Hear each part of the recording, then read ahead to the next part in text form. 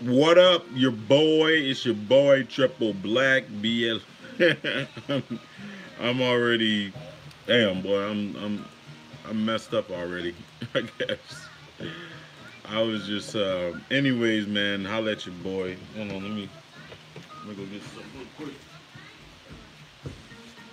Uh huh. Uh huh.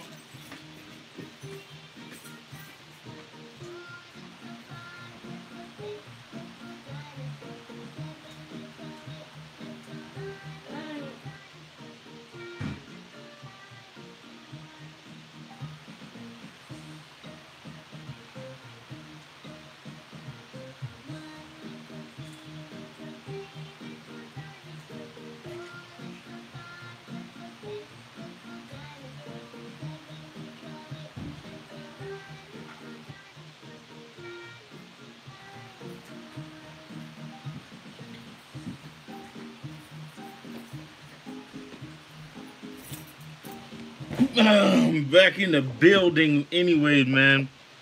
Um, I had to go get my Tiger Bone, man. I don't know if any of you guys tried this Tiger Bone, but I've been drinking it for years.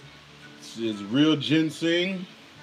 Work hard, play hard. You know what I'm saying? I just went to the Jamaican spot. Shout out to all my Jamaicans, man. Shout out to that, to those people.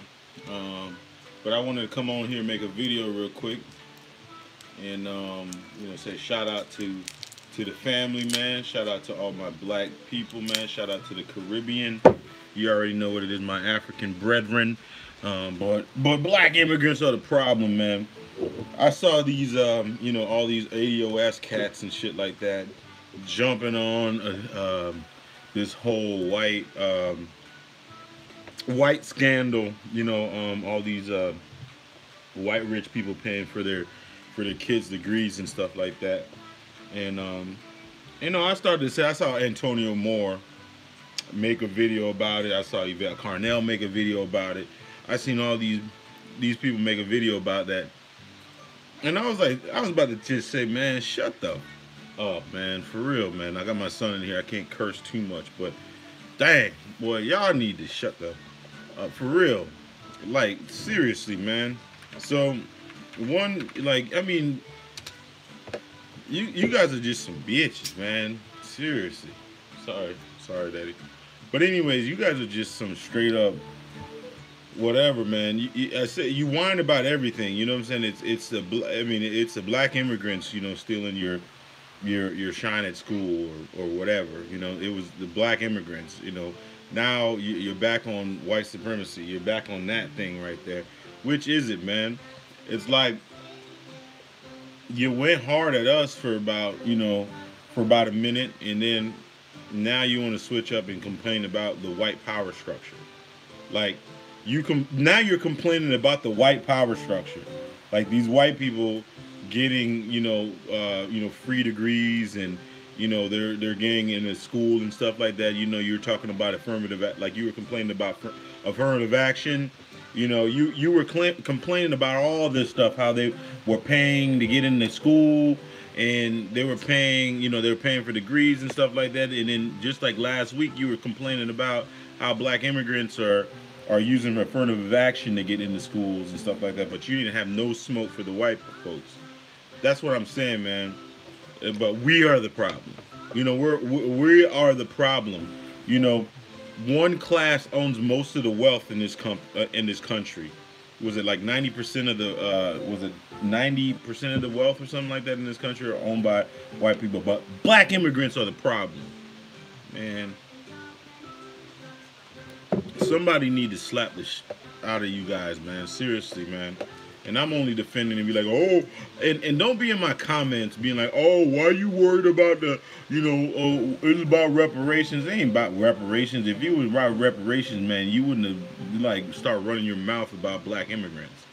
You know what I'm saying? If it was about reparations, you wouldn't have had anything to say about us. You wouldn't have start belly aching and talking about black immigrants are stealing this from you, stealing that from you, and similar. You wouldn't have focused your attention on that. And I keep calling myself a black immigrant. I was born in America, man. I don't know what, but You know what? I guess I am because my parents are here. So whatever, man. Anyways, man, what's up with the fam, man? I don't see. Make sure you guys like the video, man. I'm fully monetized now on YouTube.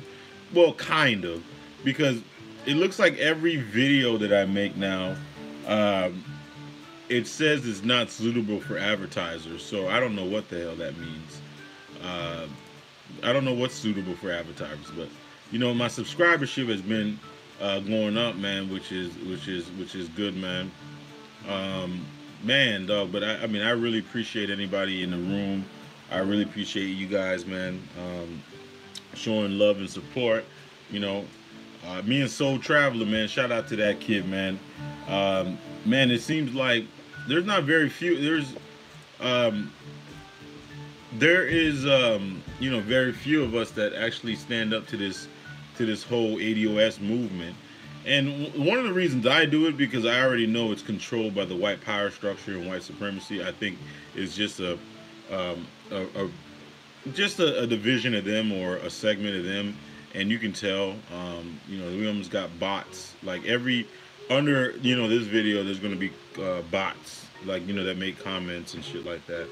You know, and sometimes what's funny about it is they have the most African sounding name ever, and then what I'm saying, but they don't even they either have an avatar, or they don't have anything on there. So it's obviously like somebody that probably I don't know, like a bot. It's usually a bot. What, you hungry? No, man. No. Oh, you want some chips?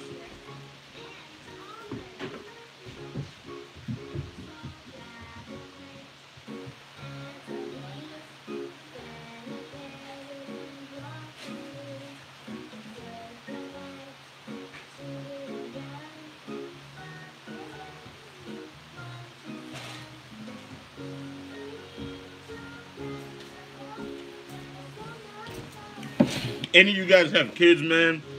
Tell me what the hell's the obsession with with junk food, man. Like, man, I gotta. His mom gonna be mad as hell at me, cause I don't really fight with my son, cause he just wants junk food, and man, instead of fighting with him, I just give in to him, man, and which is the problem.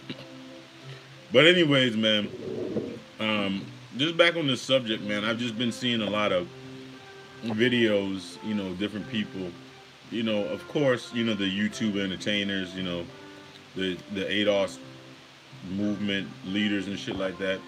Them bitches couldn't wait. They could not wait to jump on this white story about these white people, this white college scandal and shit like that.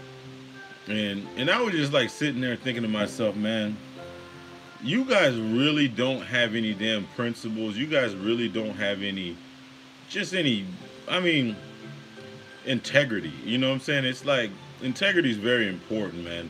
And some people just don't have any integrity because, like, how the hell, like, just like last week you were talking, big noise about black immigrants and how we're how we're this and that, how we're piggybacking, and how a lot of those babbling dummies were on there talking about how black immigrants are taking advantage of like affirmative action to get into college and shit like that, and how they're doing all this stuff, just basically throwing us under the bus. And they didn't have any smoke for the white people, that's they've been abusing the school system, for the longest. They pay for their kids to get into school. They pay for their degrees and all kinds of stuff. And then I saw like Yvette Carnell make a video. I saw Tone Talks make a video about that shit. But yet they were just talking about black immigrants and how they've infiltrated like their scholarships and their type of stuff, and then now they're belly aching about the white people.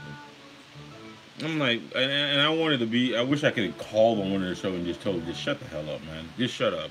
I mean, it doesn't matter, man. You're just gonna complain about everybody. You're just gonna complain about everybody. And I was like thinking to myself, especially like Yvette Carnell. She's like a person that went to Howard, and I'm like thinking to myself, I was like, how like you went to a school of all people, you shouldn't complain about anything about it not being fair, the admission system, and how these people get a free pass and stuff like that. Really? You coming from Howard? Like really? Like you guys really have standards? Come on, man. Stop playing with people, man. Like you got standards. Like, and then the other guy, UCLA guy. Like UCLA got standards. Really?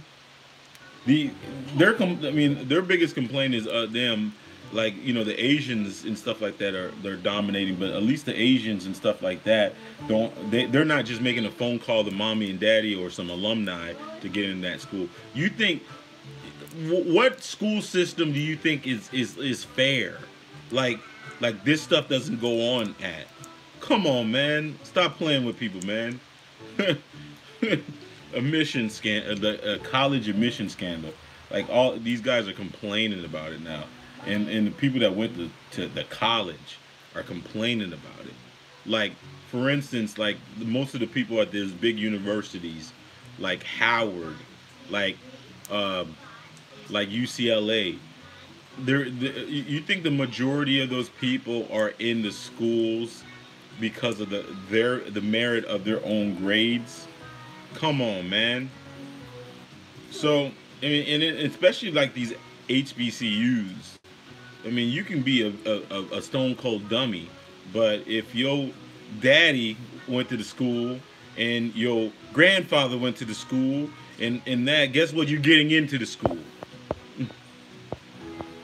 Many people do speak about affirmative action being mostly benefiting other groups besides ADOS, especially white women. The argument isn't specifically about black.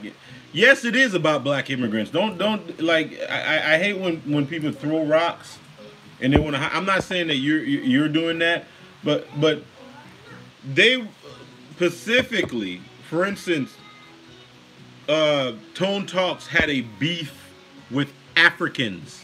He had a beef with Africans. He's verbalized this plenty of times. Also, Yvette Carnell had beef with Africans, being, infiltrating their schools and infiltrating the scholarships and stuff like that. They specifically said that. And a lot of people made that gripe about that. And that's one of the things that I was so irritated about. I'm like, there's no way.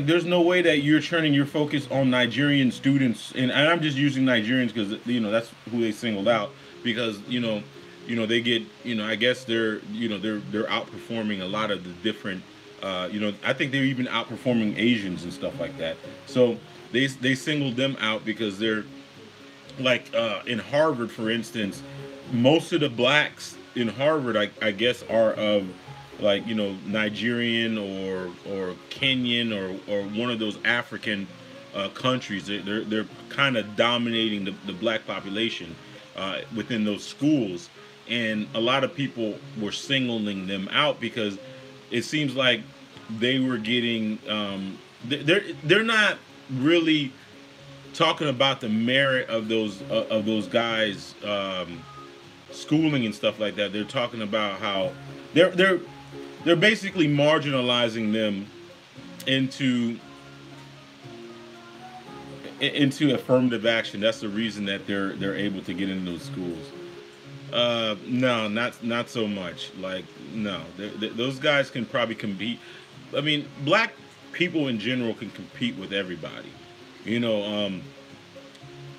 Affirmative action. I'm not gonna say we don't need affirmative action because of course whenever you're in a white power structure, it's going to be heavily tilted a different direction. But I mean, I'm of the belief that people of the African diaspora can compete with anyone from a intellectual level with any Chinese, We can compete with anyone. I mean, I don't really think that we need affirmative action. I mean, it's necessary when you are in a white power structure, but I'm of I'm really of that person that really believes in black excellence.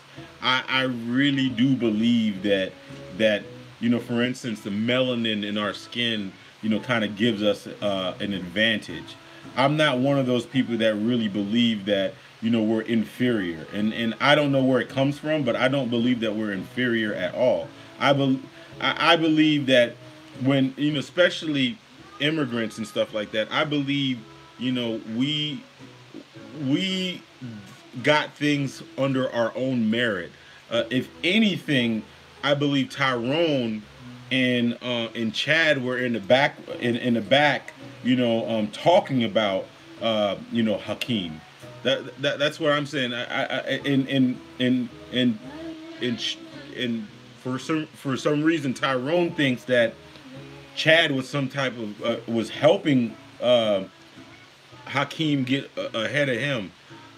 I don't think that was the case. You know what I'm saying? I mean, I grew up uh, in South Florida, and I grew up in Naples, Florida, one of the richest, cities in the country. We were, I think they had the most millionaires per capita. I was a Haitian kid, with two Haitian parents. I was born in Miami, but raised in Naples. And where we live at, I mean, we're in the South. I mean, it gets no more southern than where we're at. I mean, we're deep in the South. We're like almost Everglades, and most of the people that come around where we at is, I mean, we're a tourist town, so a lot of Midwesterners come, and a lot of Northeastern people come there. And if you know those type of people, if you want to talk about racist, those people are really racist. If you look at how, like for instance, how Northeastern is, I mean, like the Midwest, uh, South gets a bad rap, I think, when it comes to segregation. Like, if you want to see segregation, go to a place like Kansas City. Go to a place like Boston. Go to a place like St. Louis. I've been to those cities because I went to school in those. Those places are segregated. Like for instance, when you're in Kansas City and you're in the black part of Kansas City, you will see no white people for a long ass time.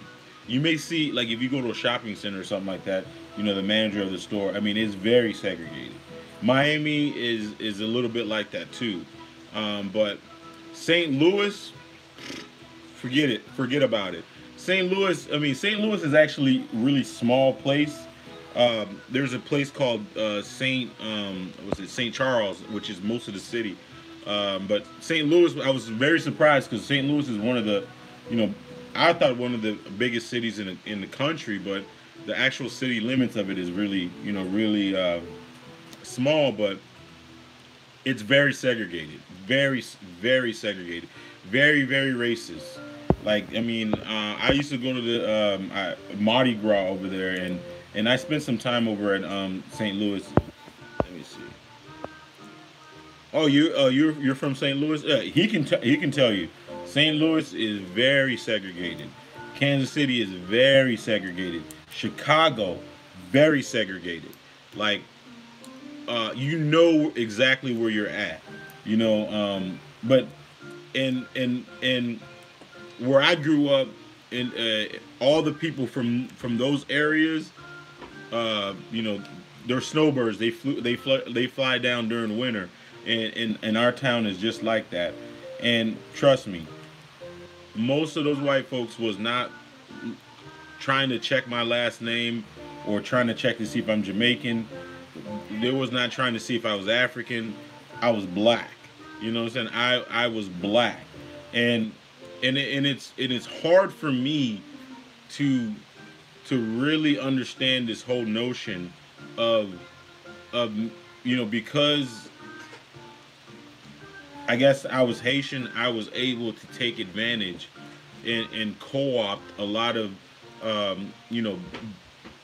things that was specifically for black people, with my experience was black. I mean, which was crazy for. I mean, maybe I didn't knowingly co-opt y'all stuff. I mean, like I remember when I graduated from high school, there's this thing called the Hope Scholarship, and basically it was money that they gave to this community college, this 2-year college, and one of my friends, he was an African American. He actually was a recipient of the Hope Scholarship. So, yeah, you get it. Yeah, he was a recipient of the Hope Scholarship, and they were no. Basically, you got the 2 years tuition. Basically, you know, you can go to school for 2 years for free. You know, and you had to be a minority, and they, you know, they had Spanish people in it. They had, you know, mostly it was Spanish girls. It was black kids. But what was messed up, I mean, the thing about it was there wasn't enough. I mean, I used to talk to the person that actually ran the scholarship. He was like, we don't have enough. We don't even have enough to fill the scholarships. That's enough. I mean, we don't even have enough to fill the scholarship. He's like, man, he's like, can you find me some people?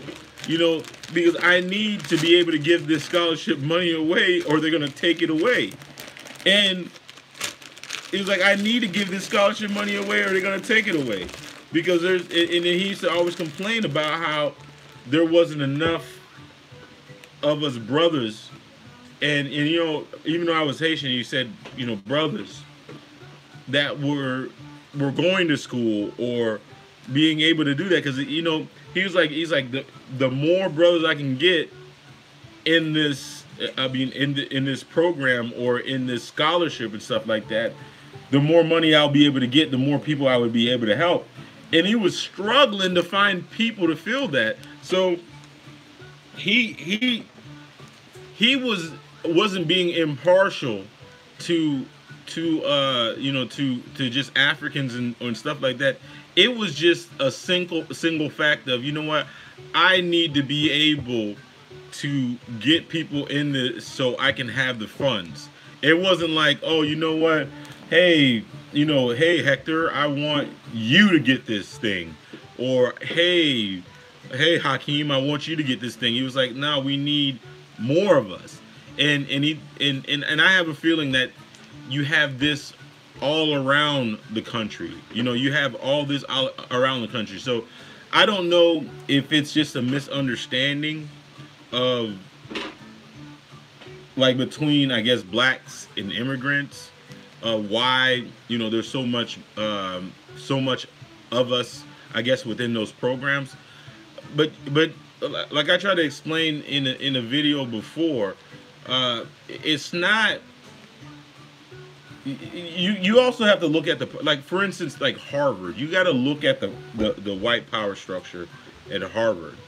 Like, why, you know, when you have those minority scholarships, a lot of times those things are a blank check. They're a blank check. They're trying to get as many minorities as possible. My homeboy got murdered in St. Louis. Oh wow, yeah, it's ruthless out there. But anyways, what I was saying is, and I explained this in another video, is like what is happening more often than not. Like, for instance, you have a place like Harvard. They want to get minorities or blacks in the talent pool. You don't think every time that they get, like, a black person, like, was it that guy named Robert Johnson and stuff like that, they don't parade him around?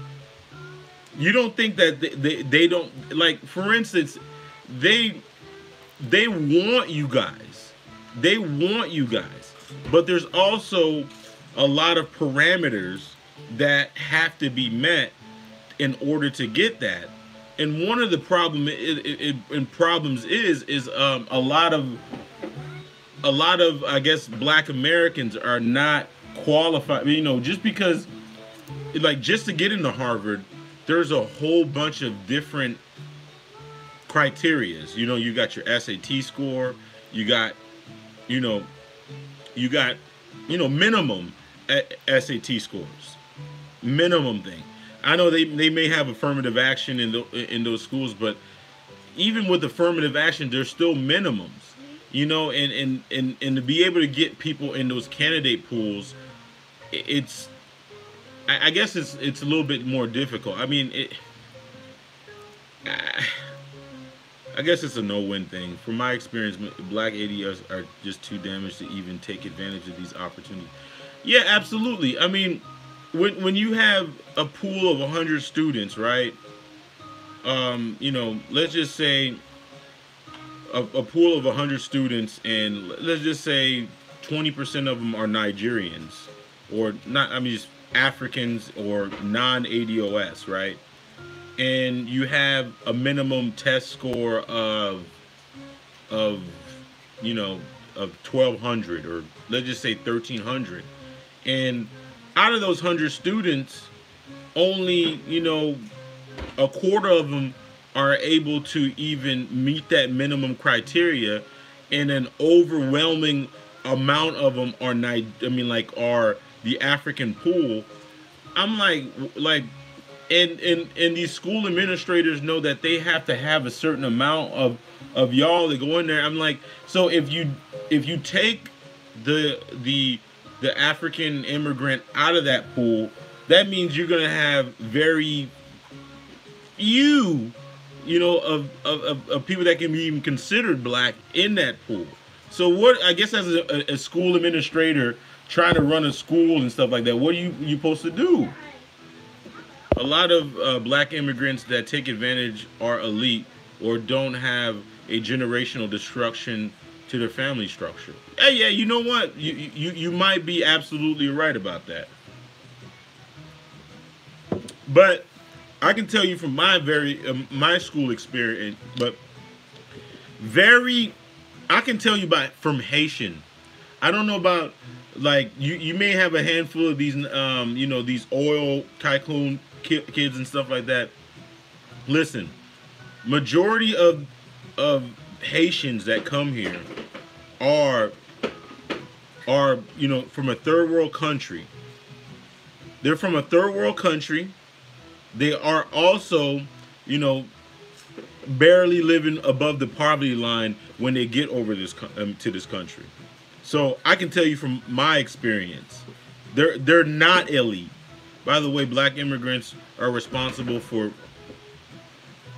By the way, are black immigrants responsible for the? Yeah, I mean, no. I mean, it's like every freaking thing that you can think of that the ADOS are blaming black immigrants for. They're like missing the whole thing. It's the damn white power structure. It's the white power structure. I mean, like, it's crazy. It's like the prison industrial complex. Like, what the hell does black immigrants have to do with that? What I find is funny is attack black immigrants. I mean, is to but my question: who controls the system? Yeah, I know who controls the system. Like,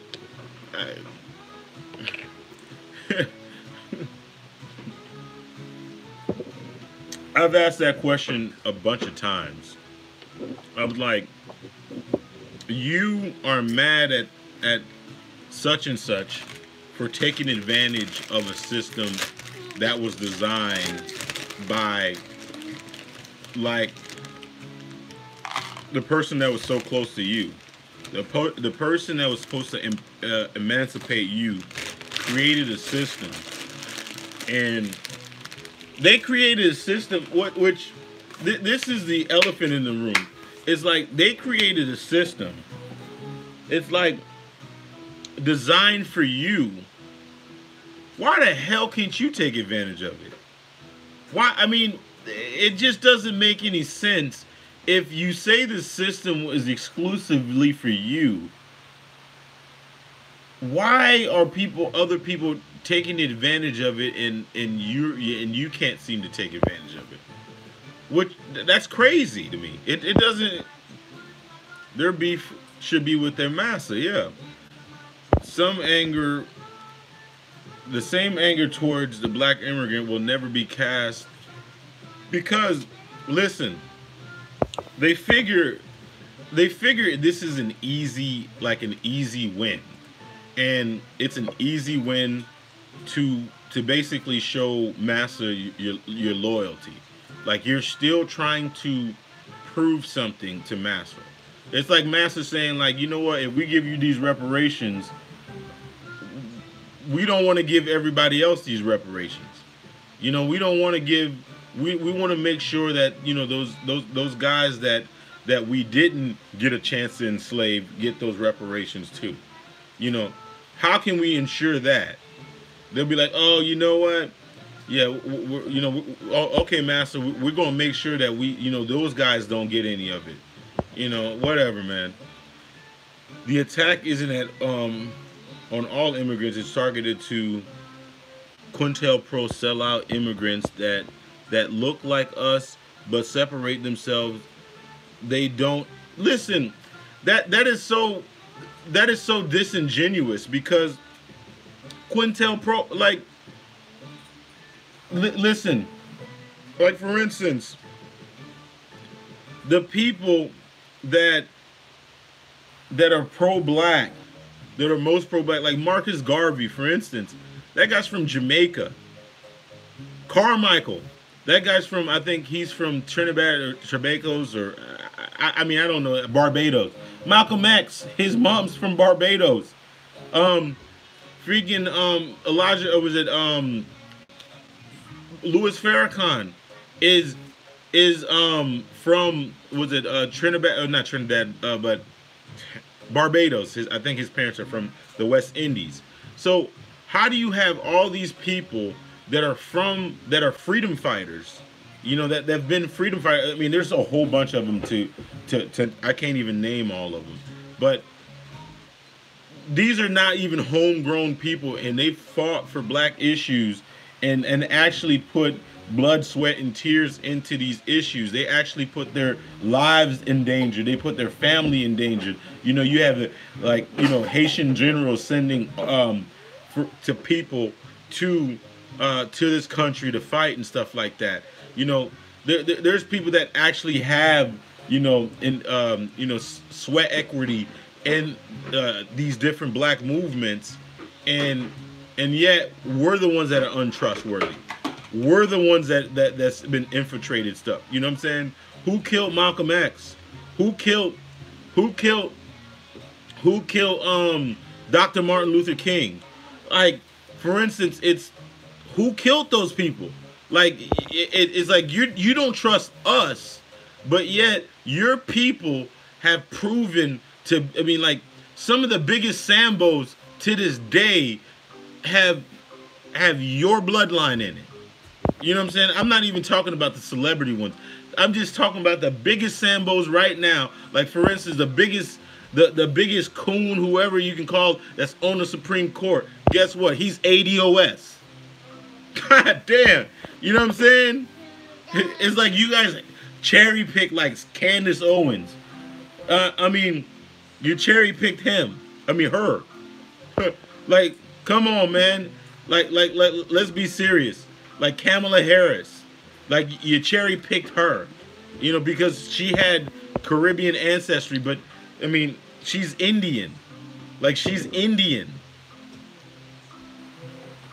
Oh, you know, because they were born in Jamaica. I mean, her father was born in Jamaica, but her mom was born she was some other type of Indian. You know, her dad's not black Indian, but some way you connected her, I guess, I don't know, just to throw us under the bus. I mean, but that's a disingenuous thing. So select few buck dancers speak volume for the whole group. Interesting generalization, sort of like when whites call all blacks people thugs. Yeah. hmm Like they cherry pick Candace Owen, like Joy Reid. Joy Reid is a coon. Like J- Joy Reid is a coon, and she like she makes a whole show at going at white folks. Like, and she's a buck dancing coon. Like Roland Martin when I mean he got fired from how many jobs for being a little too pro black, but Roland Martin, I guess Roland Martin, because one of his maternal, I mean his great maternal grandfather was from Haiti, like one of them, and he's a buck dancing coon. Like, come on, man. Like, serious. At times, it seems like you're doing exactly what.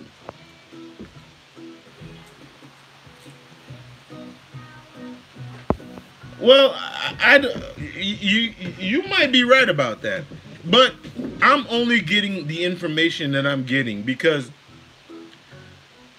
that I mean every ADOS person that I talk to kind of almost mentions them, and I and correct me if I'm wrong. I thought that was your leadership. I basically thought that was your leadership. I thought I can agree with some, not all points they make. I can think for myself. Yeah, you know what? Maybe I did overgeneralize that, but they said I mean, they're the lauder. I mean, they have the bullhorn. They have the bullhorn for the ADOS movement. It's like, what am I to think? You know, that's why I always talk about these entertainers have, you know, that are spearheading this movement. I mean, who has a louder voice than Tariq Nasheed, especially when it comes to the YouTube space, the social media space, and he has his consumers, and and his consumers make you think like I make a video right now. I make this video right now. Probably in a couple days, I'll have like 10 comments of people that consume his content that are going to reverberate. They're going to say his same talking points, basically. I'm almost certain of that shit. They're going to say the same things that he says. Hold your own nuts. Why are you worried about our movement? Take care of your own stuff. Like the same thing. So, what am I to think? I think that I thought he was the leader of this thing. In Yvette Carnell was the leader of this thing. On principle, I'll give that to the ADOS people. Like you really have to just throw stuff all over the ground. Oh my God, man! Don't have kids, man. But on principle, it was. I think this movement is really is it's the foundation is shaky.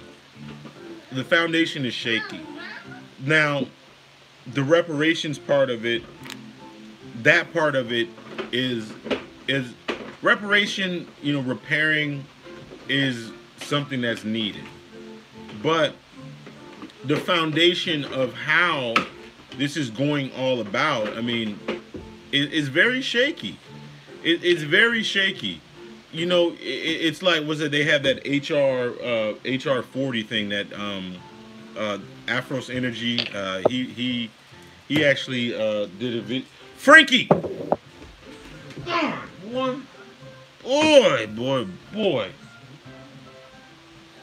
Oh my goodness, man. Oh, I'm gonna whoop your little tail, boy. Anyways, the HR was it HR 40? I think that legislation has been presented to Congress or many times, and I think it's been repackaged many times. Which that is that's one of the things that I think that's pretty shaky about that. Like Frankie, get up here, get up here. I think it's since yeah, and and the thing is also is the way that you everybody knows what a corporation is, right? Everybody knows what a limited liability corporation is. And one of the reasons that you get into a corporation is you get into a corporation to protect yourself. And the United States is a corporation. The Federal Reserve is a corporation. You know, sometimes you get two separate corporations to protect yourself. A lot of big corporations do that. And they protect themselves from getting sued. Like, you know, if you get sued, you know, you can protect yourself. It's a limited liability corporation. You can protect your money, your personal assets, and things like that. That's the reason why you're doing it. So it doesn't make any sense for me and some of you legal experts can be in here and you can set me on the right thing for people to try to sue the government, which we know is a corporation, and where it gets its money from is the Federal Reserve, which is another corporation. So you're going to sue a corporation that says on the books that it's $22 trillion in debt. And what you're trying to sue them for is more than they already have in debt. And you know, some of you legal experts can help me with that. Is like, how do you do that? And how do I'm gonna absolutely kick. I mean, like what are you doing? But and then you're gonna say, hey, you know what? We're gonna sue something that's already bankrupt, and we're gonna make another corporation pay us out. I don't know what the logic of that is. I really don't know what the logic of that is at all.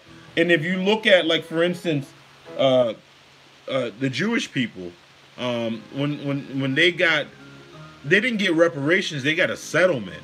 They actually Holocaust, you know, descendants of Holocaust survivors went and they sued I think the French government, because they were able to prove that they were descendants of, you know, people that were actually in those gas chambers and stuff like that. And they had a settlement which with the French government and stuff like that, because they I guess they were able to prove that the French government was involved in it. So I think that's what happened last time. I don't know what the nuances is, but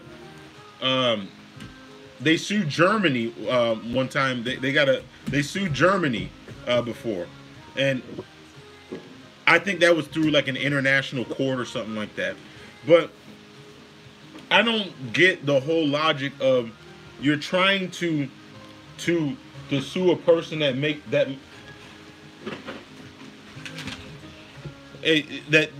the rules. I mean, it really doesn't make any sense to me. And like, again, like some of you legal experts in here, that make some sense of it for me. Like, you got a government, you got you put this bill HR 40 in this thing, and it has to go through, I think, the House and the Senate. The Senate, and I think the Republicans are the majority, and even if it went through all that, even if it had made it through somehow, they got all the Republicans on board and they got all the Democrats on board somehow, some way. Which, I mean, it's a pipe dream. You have a white supremacist president, and then all of a sudden he has to sign off on it. Like, Donald Trump would have to sign something that says that people are going to get reparations, which makes no goddamn sense to me. Yeah, they need to get some form of reparations, but I think we need to be clear about this. And I think one of the things that people need to be honest about is they don't They can't even get a study through. But let's talk about what the word reparations is. It's repairing. It's repairing all these different effects. It's repairing the effects of Jim Crow. It's repairing the effects of the prison and industrial complex. It's repairing reparations. It's repairing, the wealth gap. It's repairing all of those things. But it's just like when you have cancer, you can't throw money at cancer. You can't. You can't throw money at disease. You can't throw money at it. I don't care what type of doctor. You can't throw money at it. And I think a lot of people think that, if you throw money at an issue, that it's going to fix it. I mean, the wealth gap, you don't fix the wealth gap by giving people money and thinking that's going to fix it. Just like, if that was the case, then why do 90-something% of people that win the lottery go broke? I mean, it doesn't make any damn sense. But you have to, like, for instance, you got to teach people what wealth is. You got to teach people how to save their resources, how to allocate their resources. Like, you can't just say, hey, you know what, we're going to give you all this money, and then when you know that it takes 6 hours to leave the black community. Like, that doesn't make any sense.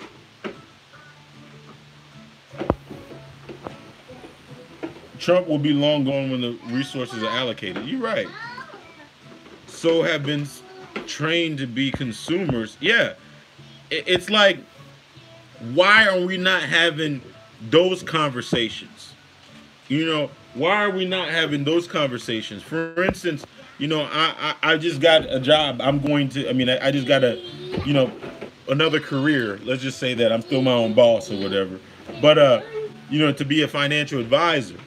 And we don't, and what's crazy about that, the license that I already have, which is the Series 6, like less than 10% of black people have that of licensees, have that designation, which is crazy to me. And then I'm doing a Series 7, even a less percentage of that. And that's just, and what I'm going to do is be a wealth management advisor.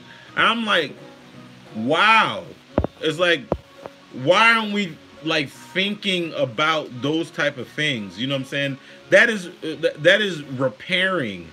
That is repairing. It's like more entrepreneurs within our communities.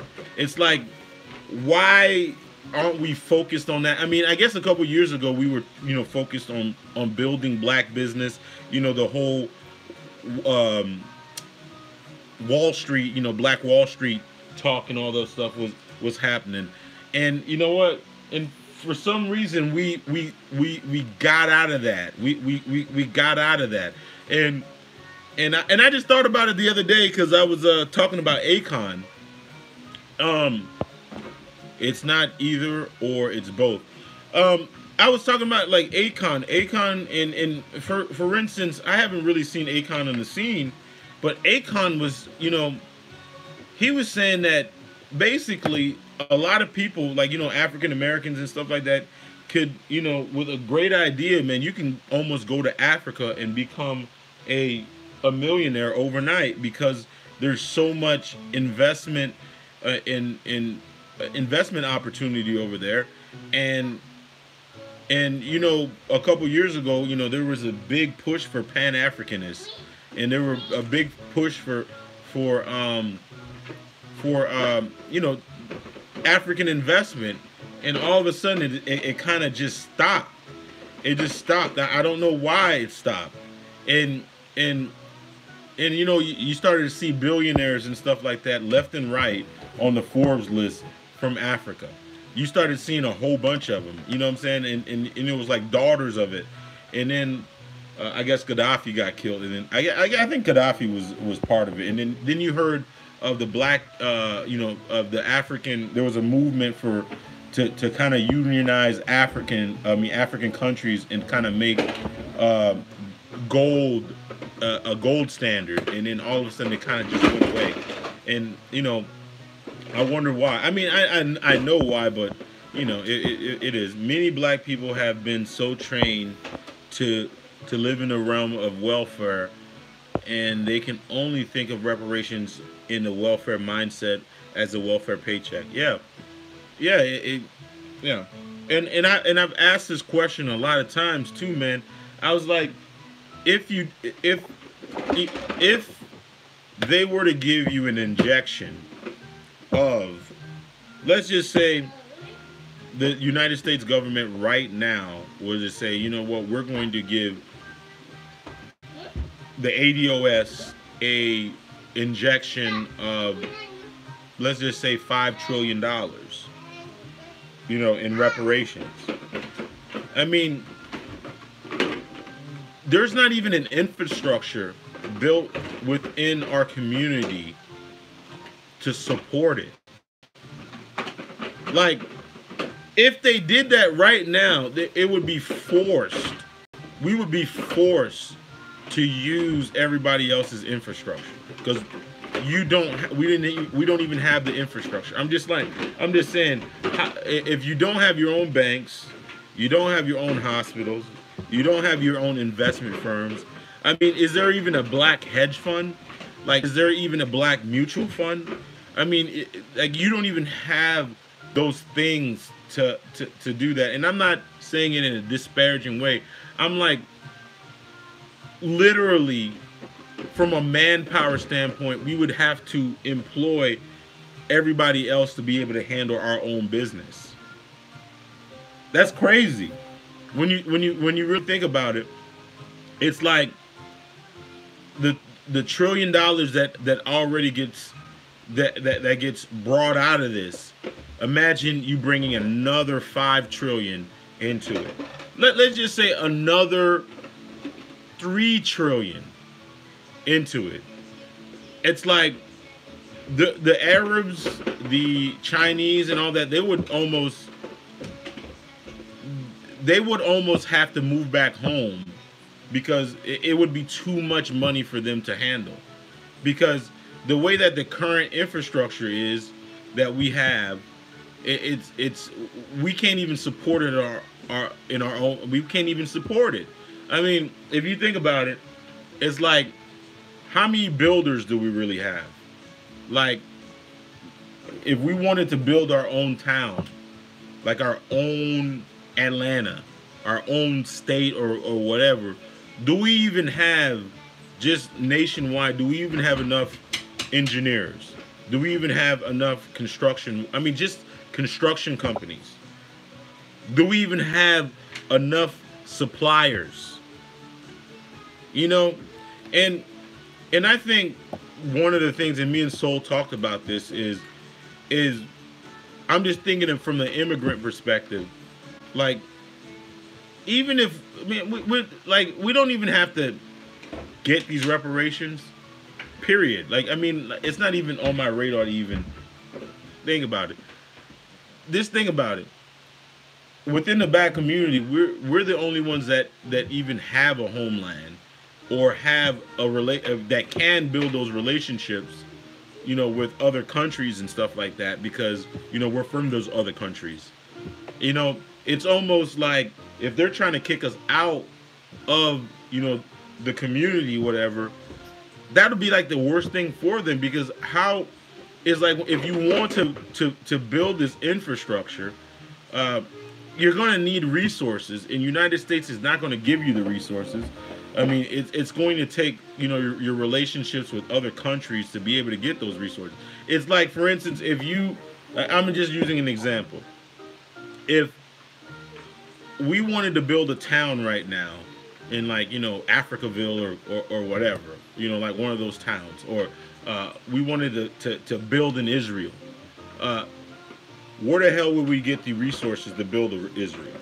Seriously. I mean, give me an idea. The United States is not going to give it to you. because it already has to get its resources other places. So where, I mean, you just have this new, and I mean, Frankie, like you just have you have, you know, this group of new rich folks. They have all these resources, and they want to build. Where would they get these resources from? Without any relationships, without any relationships with other countries. If we wanted to start this new republic within the United States, where we kind of almost have our own stuff. Like, for instance, if you wanted to build a bunch of Chinatowns right now, if you wanted to build a bunch of Chinatowns like they have everywhere, how could we build it? How could we build it? I'm not being, I'm just being realistic. I'm just being realistic. There's a lot of, there has to be a unity issue, and that needs to be addressed first. Exactly. I'm just saying, if you want to alienate, all your brethren, within this country, and let's just say we wanted to build like an Africa town, like in all the major cities in America, how would that happen? Like, I'm asking, and I know some of these, some of these leaders might be looking at my videos, some of these politicians might be looking at my video, but let's just say we wanted to do that. How could we even do that? Where would we get the resources from? I mean, it's a question, like, I don't think is I've never heard it, answered before. But how would you do it?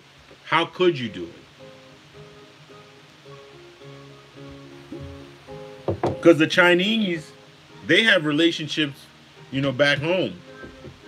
They have relationships back home. The Italian people, they have relationships back home. Who do you think that they import all that stuff from? How, I mean, seriously, I'm asking a question like that. The Irish, they have relationships back home still. Like, they have relationships. Like, they do. I mean, I'm not making it up. They have relationships. But if African, like, let's just say the ADOS or African Americans wanted to make like just a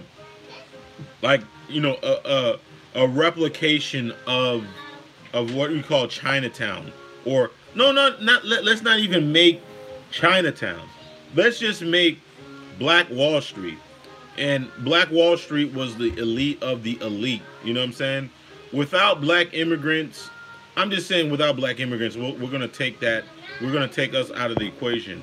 How would that happen? Like, you need engineers, you need financial professionals, you need doctors, you need lawyers, you need all those things. You need politicians, you need mayors, you need all those things. It's like how would that look like? I mean, do we have, within, I mean, I'm taking the black immigrants out of this thing for ADOS. Do you have enough to be able to support that stuff? Because with that much resources, you already have a lot of resources. With that much resources, you're gonna need, that type of infrastructure. Do you have enough to really support it? I mean, let's be realistic. I've never been on welfare of any kind. I'm ADOS, and I'm still am for reparations for my people, because it's owed. I am considered successful in the United States, and I don't have to beg for shit. I didn't say all. No, it's not. I don't think he was saying that at all. He's not saying. I don't think he was saying that at all.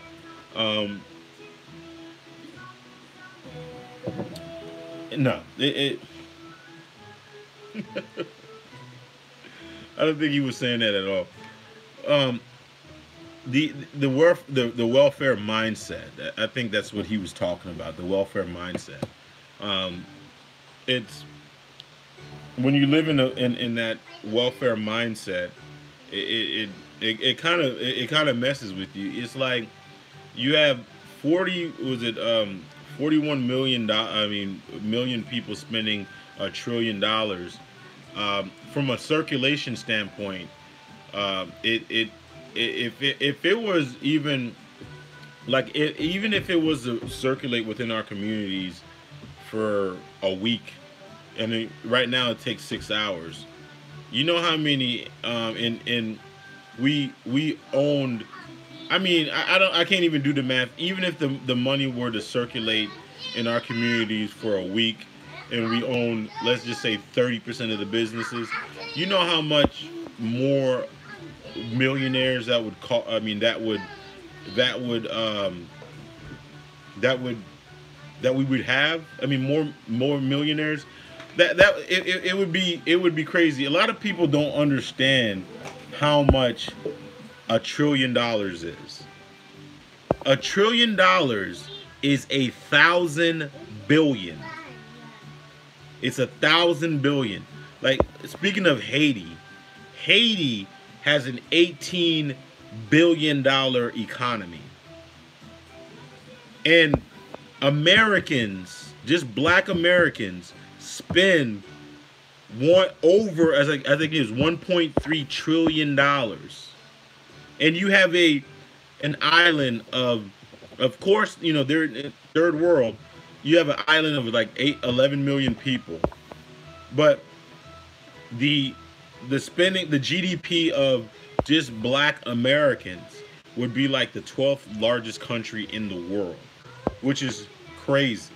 Like, a lot of these oil superpowers, like I think like Iran. I can't remember what the thing. I always listen to Boyce Watkins. He's much more prepared. I kind of just do this freestyling, so I don't have my talking points in order and everything like that. I'm just freestyling.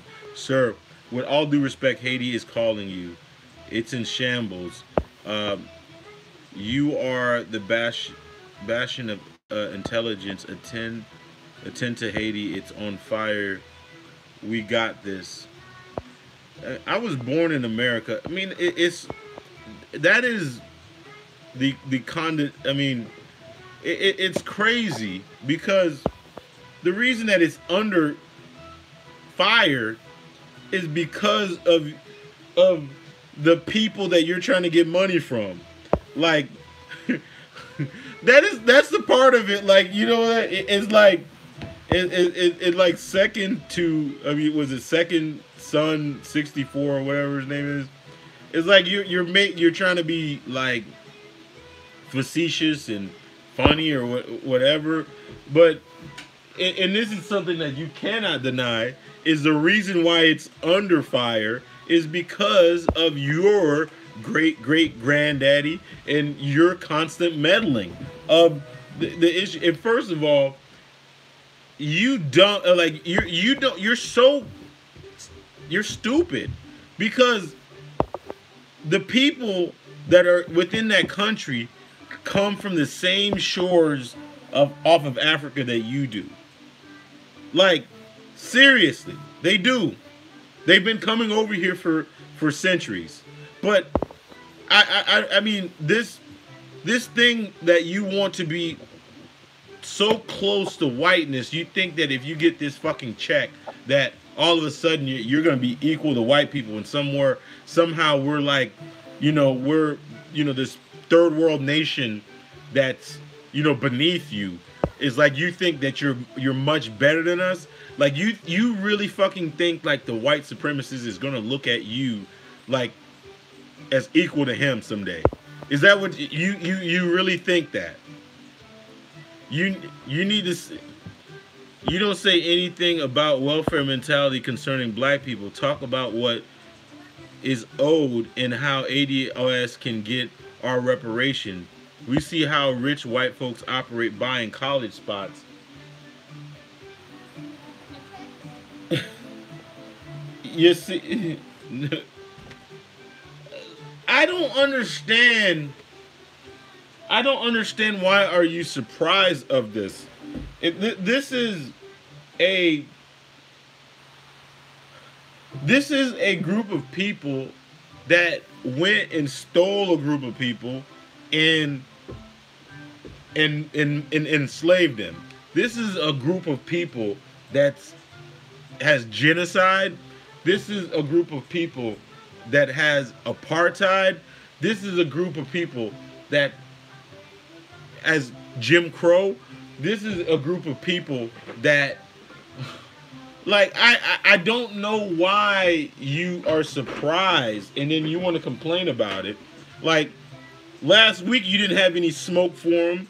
You know, it was the Africans that were stealing your affirmative action resources. You didn't have any smoke. You didn't have any smoke for them. Haitian needs of great minds like yourself. Why are you worried about ADOS if you were Haitian? My son is ADOS and my wife is ADOS. I was born in America. I cultivated in America. I went to school in America. So I don't know. I don't know what else to tell you. I really don't know what else to tell you. Like, you and this is the logic. It's like you don't want me to say anything about ADOS. You don't want me to say nothing about ADOS. You don't want me to talk about ADOS. You don't want me to have any part about ADOS. But you don't mind someone that checks the box as white on the census being like, you know what, I need one of those checks too. Like, you don't mind that at all. Like, you'll go hard on me.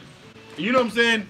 You will go hard on me, but like, you know, someone that passes for white, when those checks come in and they want a piece of it, you don't have a problem with that at all. But you got a problem with me. You know what I'm saying? You know, you got a you got a problem with me talking. You got a problem with me doing everything. But you know what I'm saying? You don't have a problem with an anchor baby, you know, from Mexico at all. You know, like, we should shut the hell up. You know, but I don't have a problem. I mean, I got so much smoke for you Haitians and stuff like that. You know, when you guys talk about our issues and shit like that. But you ain't got no fucking smoke for Ann Coulter. You don't got no damn smoke for, you know, those white people that go back to Africa. You don't got no smoke for them. Hold on a second.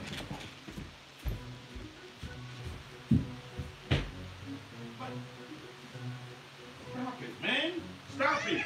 Stop it.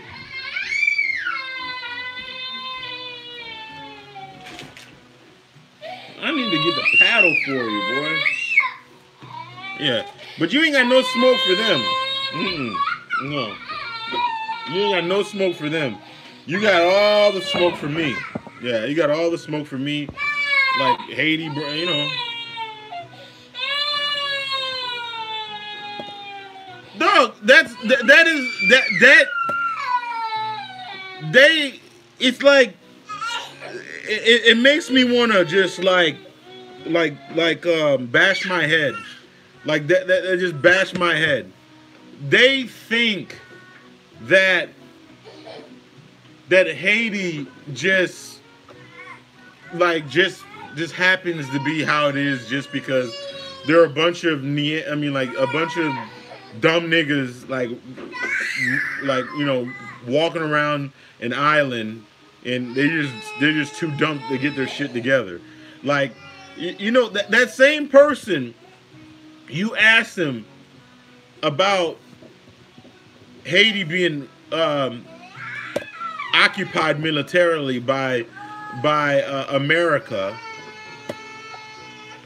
they ain't got nothing to say about that shit at all. They don't. They don't have anything to say about that. I mean, it's not a convenient conversation for them. It's not a convenient conversation for them at all. It's very convenient to be like, oh, you know what, just hold your own nuts and then worry about your thing. But they don't have they have nothing to say about how like Haiti is a strategic military place for them. Like they don't have anything to say about that. It's like why do they need to be able to control Haiti? Okay, there's a island, island called Cuba that had a relationship with the Soviet Union that we need to keep an eye on. But no, you won't. You I can't get you to think that deep.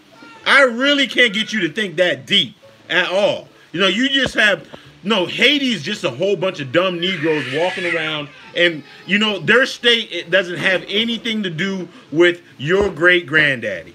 It doesn't. I see there's a lot of ignorance of the history and international politics going on. No, it doesn't. We know what happened to Haiti. What I'm saying is go back and fix it. You're wasting your time trying to block the Haiti. What the hell am I blocking? What am I blocking? What am I blocking? I don't understand. What am I blocking? Like me pointing out things should not be able to affect your reparations. Like, listen, you deserve reparations on the strength of what has happened to you.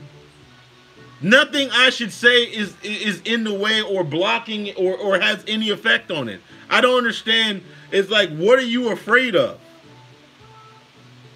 It's like, why do you have so much smoke for me? Why don't you have any smoke for people that tell you to go back to Africa?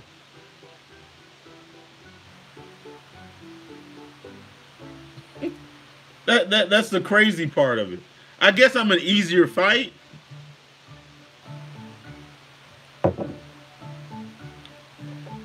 Like, the thing is like, and that's one of the contentions that I have of just ADOS in general. It's like you have like these like almost bots, like artificial intelligence. They hear a certain word, they hear a certain conversation, and they just artificially come up with some type of talking point. Why not go back to Haiti and fix it? Hold your own nuts. Or it's like talking to artificial intelligence. It's not, they're like programmed to say certain things. It's like we're sitting there having a conversation about stuff, and they'd be like, oh, why don't you just go back to Haiti?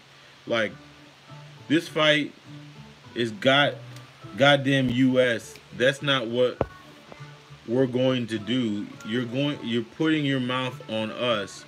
We're not putting your mouth. That's where the problem lies. What the, like, you hold your own nuts. You hold your own damn nuts. I was like, why the hell did you guys have to, occupy Haiti? Why do you have to use Haiti for military testing? Like, why do you have to use Haiti for military? Why don't you go use your own goddamn ocean? No, you don't want to talk about that shit, right? Oh, you don't want to talk about that shit. You don't want to talk about where, them doing military, was it tests and shit like that off the coast of Haiti? Nah, that doesn't concern you at all. You know what I'm saying? That doesn't concern the U.S. at all. Why they occupy Haiti, just so they can keep an eye on Cuba. That shit does not concern you at all. It does not concern you at all how they destabilize their economy. No, just hold our own nuts, and what I'm saying, while you got us by the nuts, you know what I'm saying, you're telling us to hold it at the same time. I get it. I mean, I get it. It's like, why don't you go back to Africa? You know,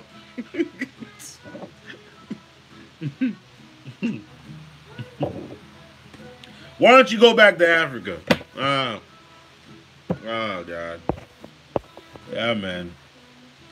We went from talking about the infrastructure and shit like that. First of all, I'm not going nowhere, man. I was born in the United States. Unless you guys, I mean, unless your daddy changes the law, to where if you're born in this country, I'm not going nowhere. So I'm American. I guess I'm American and I'm Haitian too. So I don't know unless you want to, you want to just be able to change the law or something like that, and like or basically you want to make a law about people having freedom of speech. You know, it's like, oh no, shut your mouth. So you shouldn't talk on on shit. You know what I'm saying? You shouldn't talk on shit. It's like, but yet you're sitting there like a lot of you guys talk about white supremacy and all that shit all the goddamn time. Somebody should tell you to shut the fuck up and stop talking about white issues. Because you're not qualified to talk about it. Like, what the hell? What's up, Belizean Bang, man? What's up, man? Salute to Belizean Bang, man. Yeah, man. It's like I'm not allowed to fucking talk about issues anymore. I'm not, like, we gotta ask permission, to someone, like, stay in your place, boy. Like, so I should just stay in my place, huh?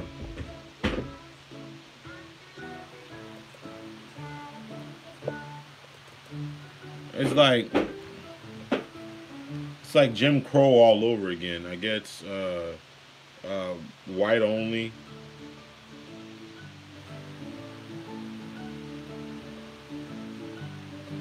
White only or something like that. ADOS has done no wrong to Haitian people, period. We're, we ain't asking you to leave. Have the same energy and smoke for white people that... What? Alright, bro. You got me, man. Yeah. Mm-hmm. Yeah, I got you. I got you. That white dude was for immigration. Mm.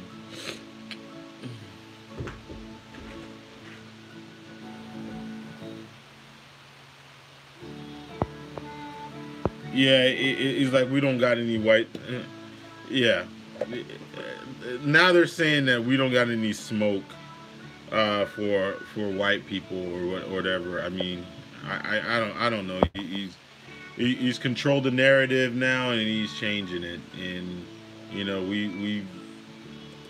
we're scared of white people. We're cowards now. You know, it was, and the thing about it was, it's like when this movement came out, in order for it to be sold, they had to find, a group of people that was in the scapegoat. In order for the leaders of this movement to be able to sell it to the masses, they had to find, they had to pick a fight with somebody. They had to pick a fight with, with black immigrants in particular. And I can't speak for African immigrants. I can't speak for other type of immigrants. But this is the thing that they didn't. I mean, I don't know how they didn't understand that. Is like they didn't understand that if you pick a fight with Haitians, I mean, I can't really speak for other groups, but if you pick a fight with Haitians, we're not going to sit there and lay down for anybody. We ain't gonna sit there and lay down for nothing. We're not. We don't. I mean, I don't know where you. It's never been in our DNA. It's never been, throughout history. where we lay the fuck down for anybody. We just don't do that. We don't do that. Yeah. Yvette eat white pokey. My brother, we we have to have compassion for our, yeah, as poor as they say they were in the Caribbean. To we have a place to call home. Yeah, we do. We are not. No, I'm just saying we're nobody's like Belizean Bang, Zobound. Shout out to you, man. Now we ain't nobody's doormat, man. We ain't never gonna be anybody's doormat. It's like I don't understand how they thought that. Again, like I always say with this shit, I don't have any damn understanding. It's like if you come and you slap my mother in the face, and you shit on my ancestors, you say that I'm a leech, that we're piggybacking and saying all these type of falsehoods about our people, and you think that you're just gonna like say some shit, and then you think that we're just gonna be like, oh no, everything's all, nah, it don't fucking work like that. It don't work like that. You can't use us, you know what I'm saying, to get, to get some shit, and then, you know what I'm saying, and wanna and think, just, dap us up and think it's gonna be all fucking good. Nah, hell nah. It don't work like that. It don't fucking work like that. You already know what it is, man. The attacks against immigrants started from a noticed pattern of speaking against reparations in the media in the immigrant, but they cherry pick those fucking like you dog. It's like if I wanted to, I can cherry pick a whole bunch of you coons from ADOS. If I wanted to, I can cherry pick a whole bunch of you coons. If I wanted to. So they cherry pick like Candace Owens. Candace Owens. She's married to a white dude. Frankie!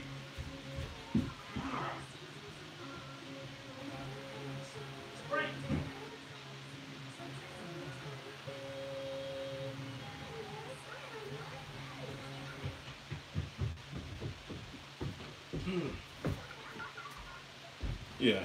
I'm sorry about that. I had to go get my son again. But they cherry picked Candace Owens.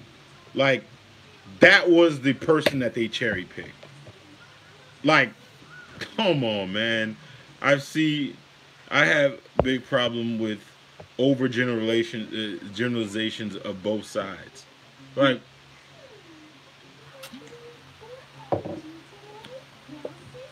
I been through I've been through my problem with the ADOS movement. I've been through that, and it does not have anything to do with reparations. It doesn't have anything to do with reparations at all. It's never had anything to do with reparations. My thought process, and a lot of people were like, oh, why are you saying something about ADOS? You know what I'm saying? It's, we're just trying to get what you're owed. Because the ADOS decided to come for us. They decided that, black immigrants we were a problem. We were a problem. We were a problem, within the black community. We've leached, we have co-opted, we have infiltrated, we have,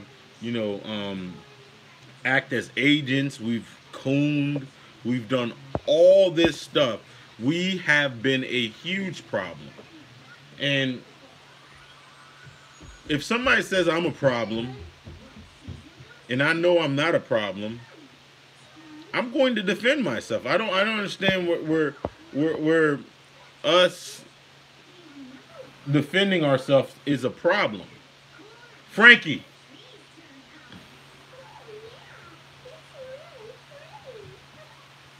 I don't know. Soul Traveler, man. We got Soul Traveler in the building. You already know what it is, man. Yeah.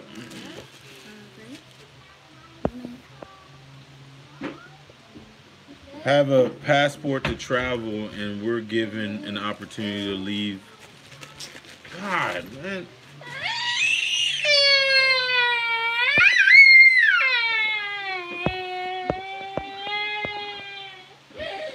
I'm, I am disturbed at the level of tribalism forming in this movement. Yeah, it is.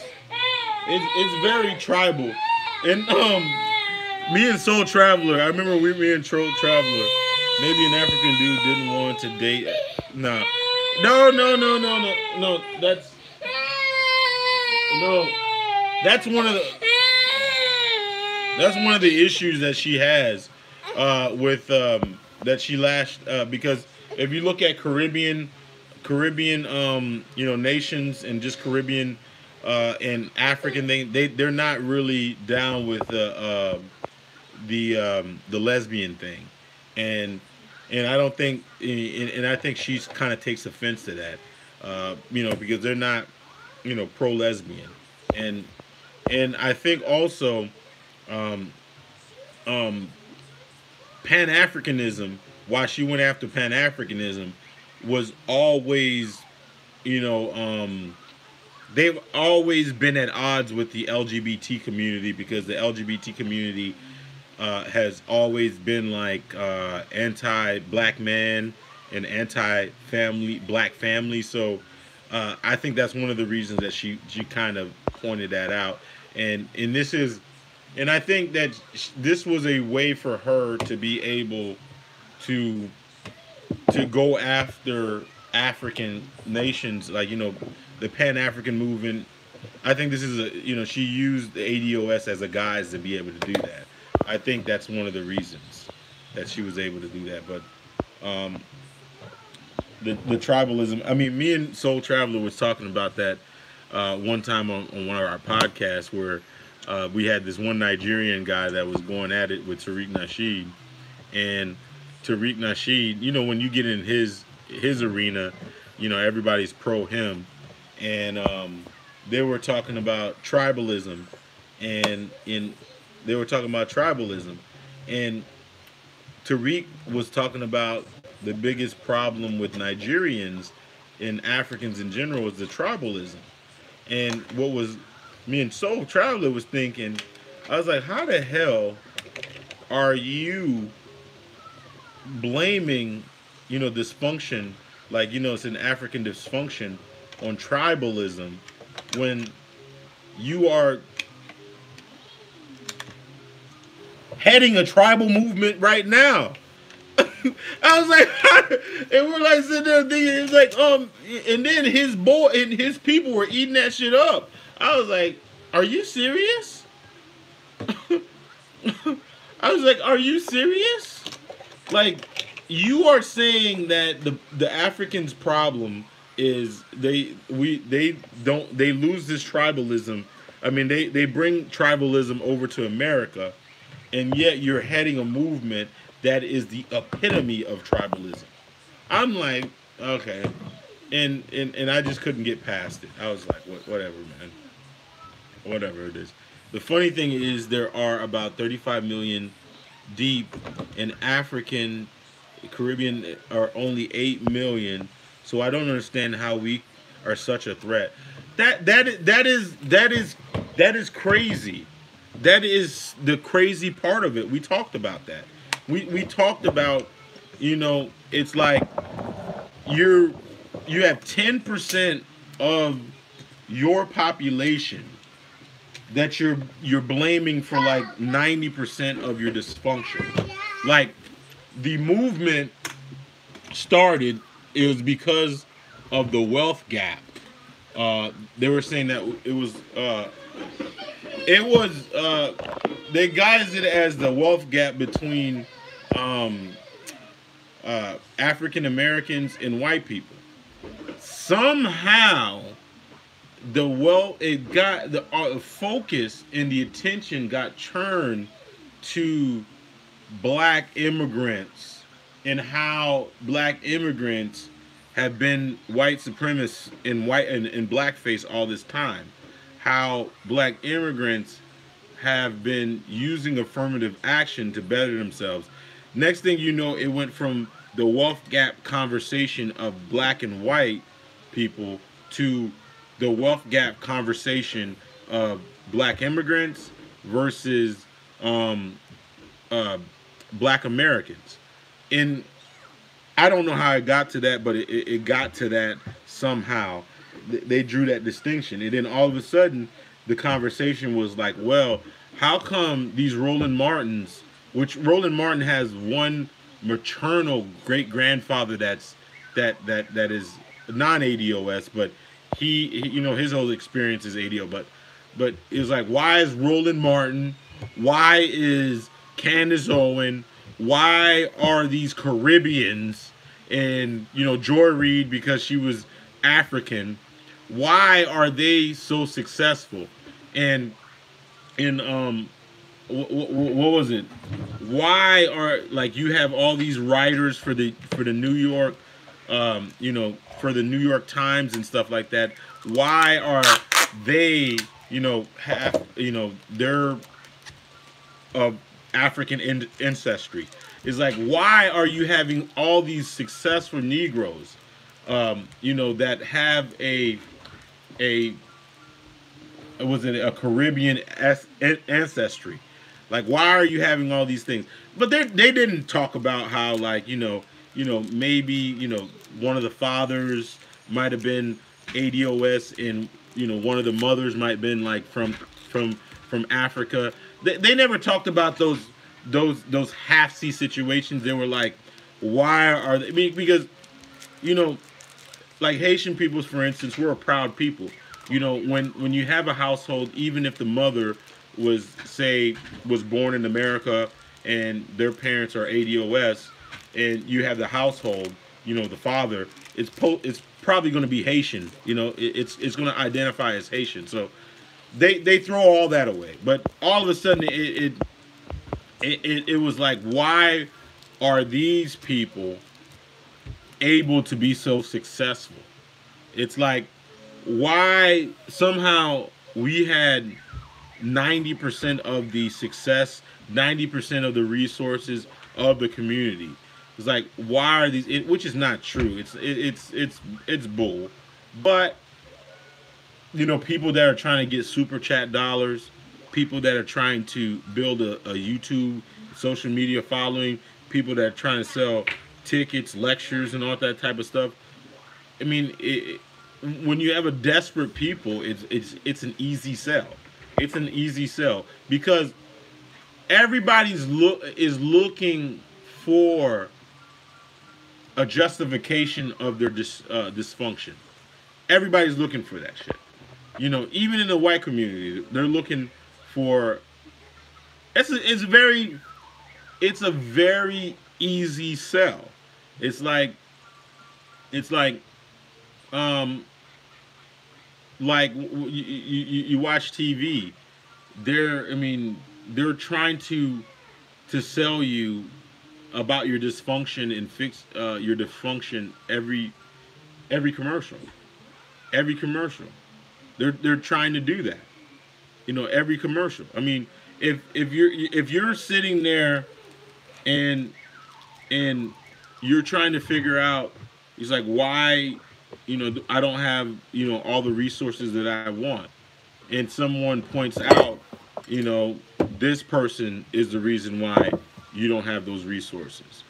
It's an easy sell, and then they give you a couple, you know, good talking points. They give you a couple things, and you're gonna believe them. It's very easy, you know. It's like a couple years ago, it was like, why, you know, you're in the state that you are in, they'll be like, white supremacy. That's why you're in the state of why you're in there. Like, white supremacy. Easy sell.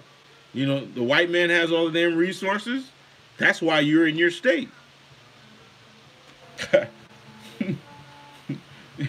Hey, you know what? It's just like, hey, you know why you don't have all? Why is there a wealth gap? Um, Shit, it's the Haitian cab driver. The Haitian cab driver, that's stealing your job. He works for Uber or whoever, but he's stealing your job. It's the Nigerian student that's getting your scholarship. It's the but a couple years ago it was the white Latino woman that was getting your scholarship. That was an easy sell, and I guess that started to get more harder to sell. I mean, I don't know if it was more harder to sell, but I don't know what happened to that. It's the Nigerian guy that took your place. The guy when his 30 years ago when his parents came over here, they were making $5 an hour, washing dishes and stuff like that, but you know working like two or three jobs, and because he was working like two or three jobs, his kid didn't have to struggle, because they didn't have to struggle. The Haitian kid didn't have to struggle because his mom was working two or three jobs, so that gave his father was in the household, so that gave him a better opportunity. And I'm just kind of, obviously I'm being a little extreme and stupid, but that was it right there. I mean, when you're able to put on a shiny suit, when you have a following, and when you can articulate a message, you can get people to believe whatever the fuck what you want them to believe. You can get them to do that. I mean, that's a very easy sell, because people want to believe. People want to believe. I think also what's happening too right now, and I can see it in just if you go on YouTube, I can see that too. There's starting to be a pivot. There's starting to be a pivot. It's kind of I guess it's kind of hard to believe. It's really hard to believe that especially with the ADOS movement leadership, that people are just now noticing that Yvette Carnell, or just not finding out that Yvette Carnell was a lesbian. Like, I don't know, maybe I said that like some of my first videos where I kind of questioned that. So I seen a couple videos of people just finding that out. Maybe they were kind of holding that information back, and now people are kind of are trying to join. I mean, like, they're trying to make the connection of the LGBT as a front for has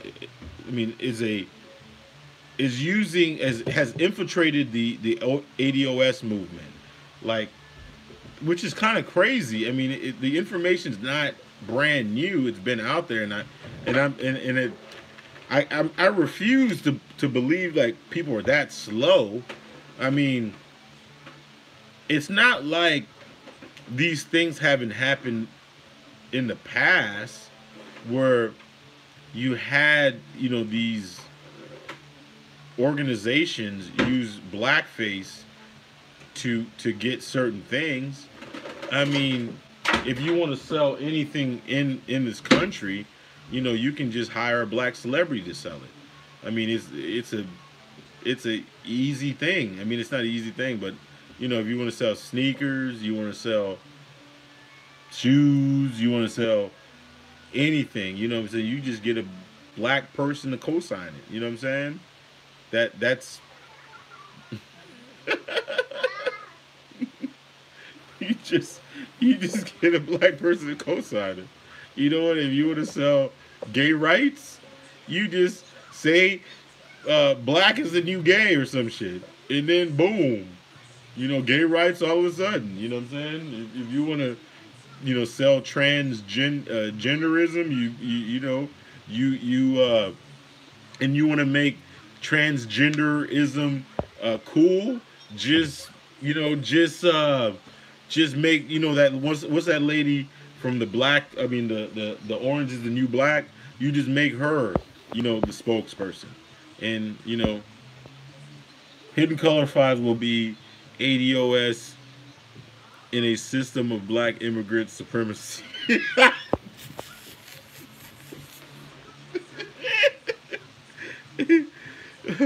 I don't do that. This is in. I don't do that. That's just nonsense. I don't. I don't. Is it? I don't. That is in a. That's just nonsense. I don't know. That's what they're saying. That's what they're saying. Well, I'm the burgundy supremacist. Hey man, we gotta get that panel together, man. Hey man, I know I got Belize and Bang tomorrow. We're gonna get that panel. We're gonna do something. We're gonna do something, because O'Shea them, they got the Sundays. They be doing their thing. They got the ADOS movement. I'm thinking we need to make a panel, and we're gonna make I don't know, the Caribbean safe zone. The Caribbean panel. What I'm saying? Nothing but non-ADOS. If ADOS want to come in there and want to argue, their points or whatever, it's all good. We can do that.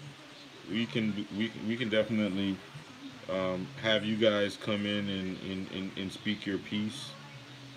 But I don't know, man. But but if the sale, I mean, we can sell anything, and we're the biggest consumers. So we can sell anything we want to. We're the biggest consumers. I mean, I don't know what else next. I was watching Tariq Nasheed's latest podcast, which was a trip to me. He just came from Jamaica, and I thought, I mean, after you said all the stuff about Jamaican immigrants or just immigrants in general, I mean, it just kind of felt kind of weird. I mean, it just looked weird that he would be all in Jamaica skinning and grinning and stuff like that with his family and shit. I don't know if he was with his family, but he made another show. This time, I mean, I didn't really hear him, and maybe I need to go through the podcast again. I didn't really hear him say anything about Jamaicans or anything like that. All the smoke was for Latinos, the black Latinos, and that was. I mean, he's been on that before, but all the smoke was for the black Latinos, and I started to think about it. He didn't mention anything about African immigrants and stuff like that, which he was going really hard on. And I started to really think about it. And, he goes out of his way to talk about that one lady, whatever her name is, something, or Cyrus Cortez or some shit like that. And like, he goes hard at her. And I was thinking to myself, she is a problem for the Democrats. She's a big problem for the Democrats. And they hate her big time. They don't like her at all. She doesn't, I mean, they don't like her. I mean, I don't know too much about her to not really like her. But I'm like thinking that's very, very strategic that, now he's kind of pointing his laser at her. And it just kind of like raised my antennas. I'm like, okay, he's a low-key Trumper, because he'll tell us all the time, sit on your hands. Been telling you, sit on your hands all the time. Never hear him say anything about Trump. All I hear him say is like, I'm, we don't mind Trump.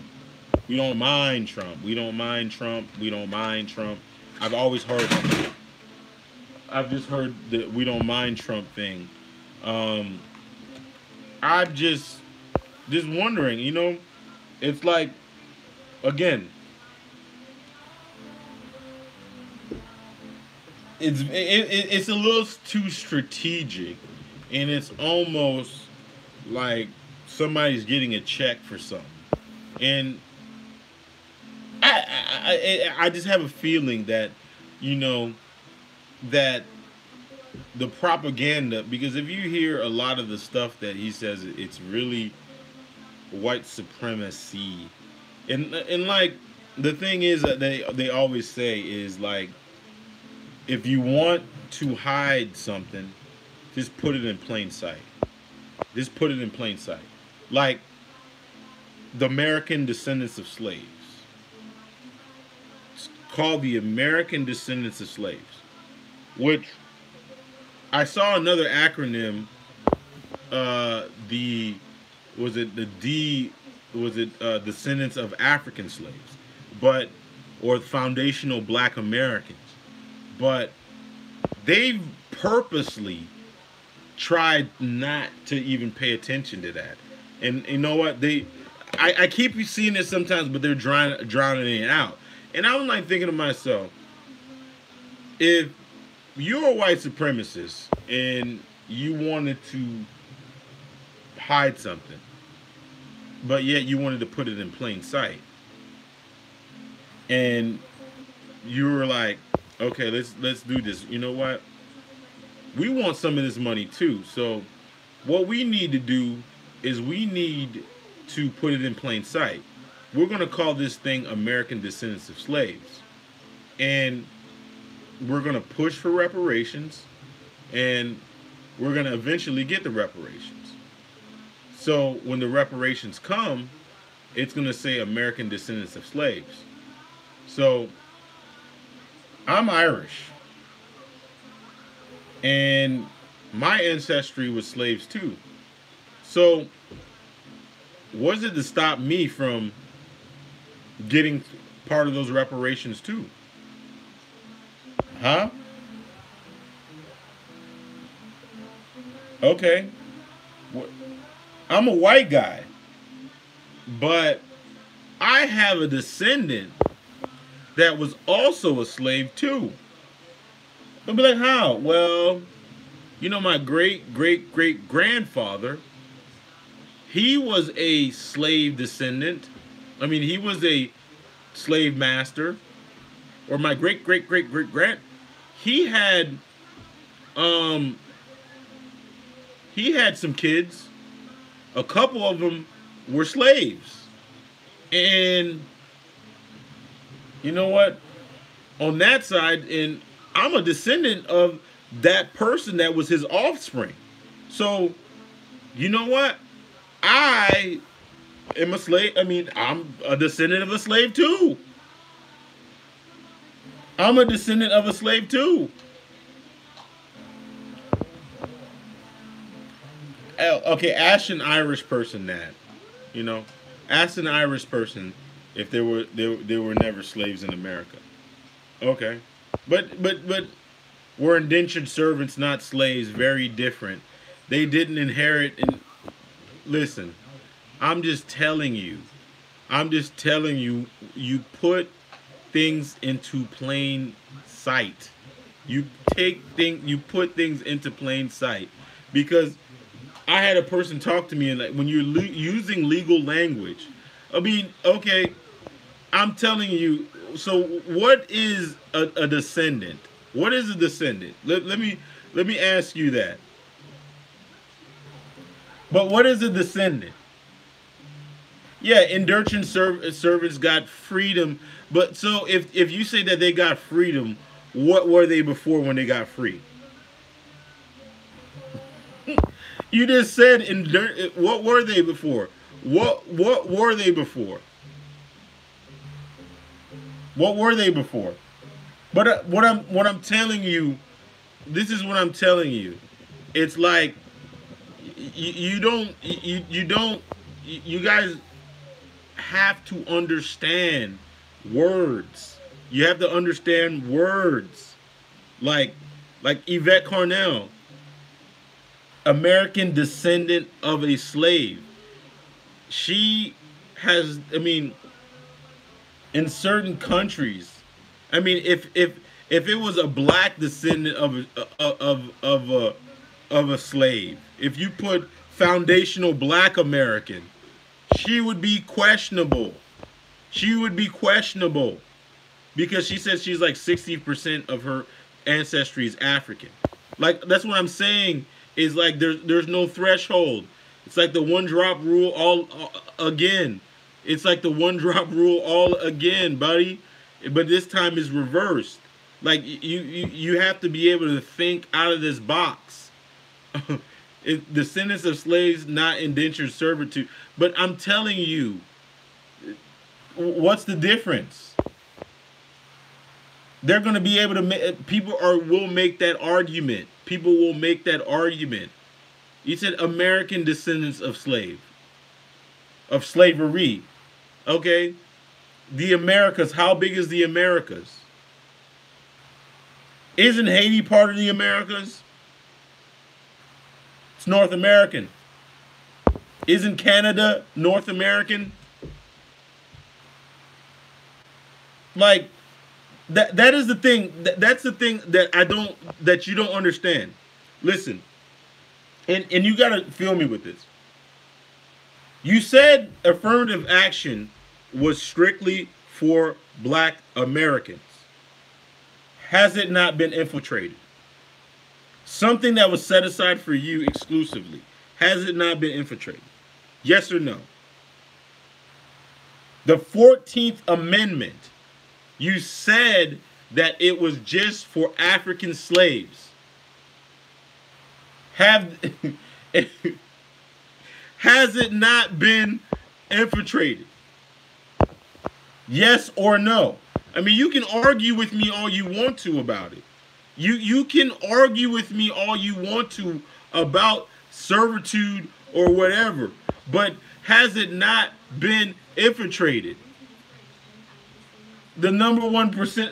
I'm just saying. So why do you think that this right here can't be infiltrated? Civil rights movement was co-opted too. It's like they say, fool me once, shame on you. Fool me twice, shame on you. Fool me 3 times, shame on me. Fool me 4 times, shame on me. How many things do we need to have for you guys to get it? It's like the energy, like it's not even the energy. It's like, again, I was making a simple point right there, and then people will be like, oh no. It's happened before.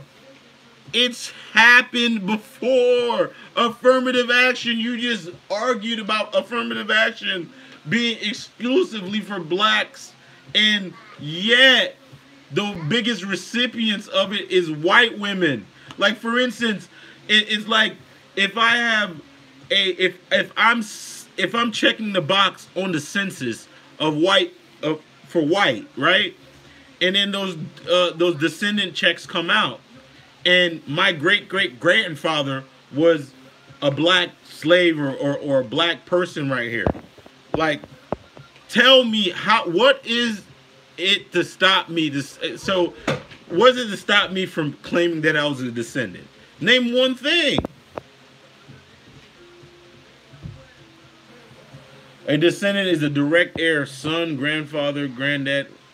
Yes! But I'm just saying, what is it? A descendant.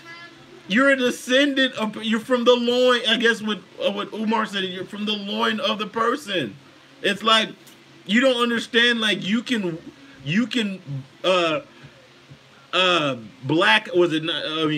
white out like 4 generations. Like you can out white yourself.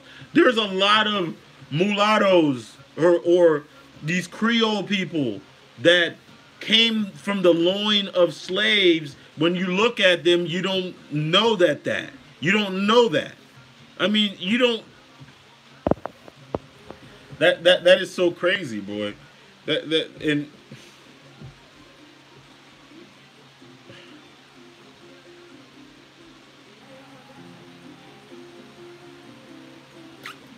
no, I haven't read HR 40. I haven't read it. No, I admit that it clearly defines that. Okay. So I mean, so is there a percentage rule or something like that? I got to look up HR 40. Is there a percentage? Like, do you have to be 25% of a descendant of slavery? You know? Mm, yeah. So if you're a swirler, I guess, you know, if you're a swirler or a bed winch, you get that damn check. I guess who is in control of the check now? Oh man, I got a lot of people in here, man, but I gotta get up out of here. My son is just absolutely just causing havoc. Um, but anyways, man, they are referring to themselves as slaves under the jurisdiction of the U.S. government. So basically, they have to. You got to prove that you're property. You got to prove that you're property. Once you prove that you're property, then you're a descendant of that. But there's, but I mean, I don't know, man. I mean, you're gonna have, uh, it's never gonna be that easy because you had a lot of free black people that were in this country. You have a lot of free, yeah. Listen, this is the thing, and I'll leave with this. It's like once you have planted the seed that there is a check that can be had, all logic goes out the window. Nobody wants to hear anything that is going to be less than a check. They don't care. That's how you get person into a, like, if you're a salesperson, you get them into the store. You just say free. That's all you got to do is say free. Like, you say free and all they think about is free. Free, free, free, free, free, free, free. I'll go anywhere. I'll go anywhere. Let me go. Let me go get this free thing. I don't care, long as it's free. Long as it's free, I don't care. I don't care. Long as it's free. Like let's go into that freedom thing. You know what I'm saying? Free. Let's get that free. It's like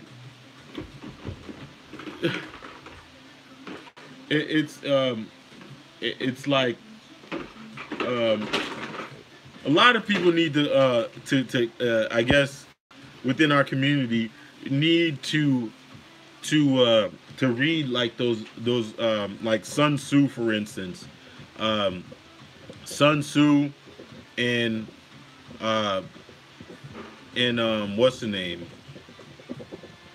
Sun Tzu and I guess Robert Greene, the 48 Laws of Power. Those things are very powerful because a lot of those things are in there that are very true. Like when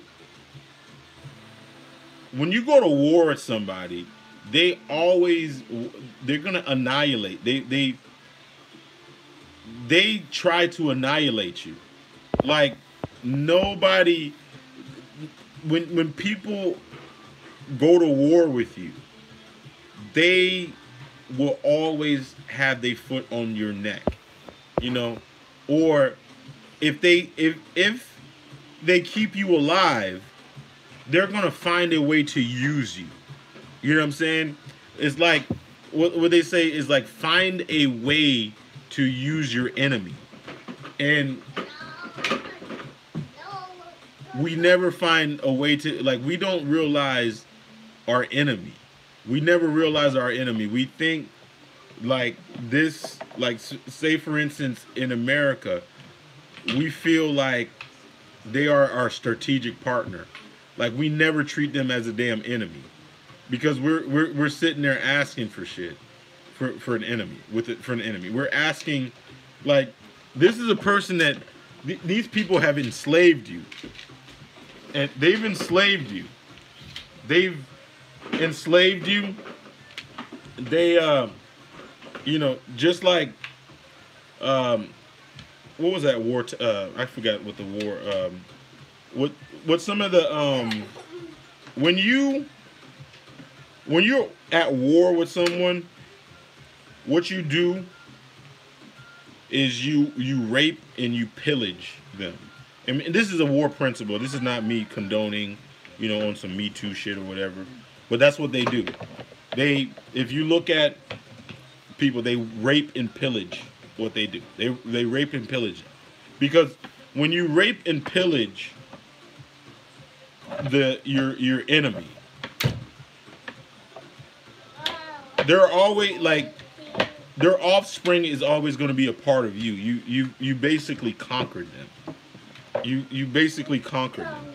So that's what like America has done to a lot of black people. They, you know, they raped and pillaged you, and because they did that, a lot of their DNA or you're basically a lot of your offspring. You're their offspring. So you'll never want, because it's your family still, you never want to annihilate them. You will never want to annihilate them. You'll always have that identity. It's like, and they always seem to keep you in that identity. They, like for instance, you're not you were always black, and then all of a sudden you were African American. So that Americanized you. You know, so you stuck with that. Now you're American descendant of slaves, so you're still American.